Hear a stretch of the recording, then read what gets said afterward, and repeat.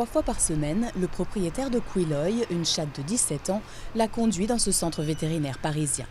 Quilloy a un cancer de la peau et vient de se faire opérer d'une tumeur. Pour empêcher le cancer de se propager, elle fait une cure de radiothérapie. Elle a encore 3 séances de radiothérapie et après on rentre à la maison. Et on prie. C'est notre petit bébé. Elle est très précieuse pour nous, alors j'espère qu'elle va aller mieux. Quilloy est ici dans l'un des 4 centres en France qui traitent les cancers des chiens et des chats. Pour une fois, c'est l'homme qui sert de cobaye à l'animal. Les vétérinaires utilisent les mêmes produits qu'en médecine humaine, au même tarif. La radiothérapie de Quilloy coûte à son maître 2 000 €. Mais son cancer, fréquent chez les chats, a de bonnes chances de guérison. Il y a des cancers qui se guérissent et il y en a d'autres qui vont être traités de manière palliative. Donc on va essayer de ralentir le processus et puis on va essayer de gérer la douleur si elle existe pour que l'animal soit le mieux possible, le plus longtemps possible.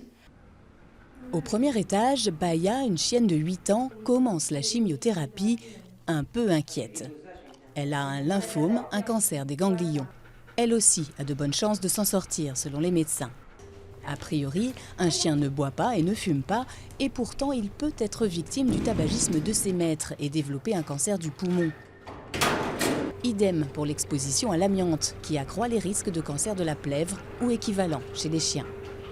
Aujourd'hui, on considère qu'environ 30 à 33% des chiens feront un cancer dans leur vie.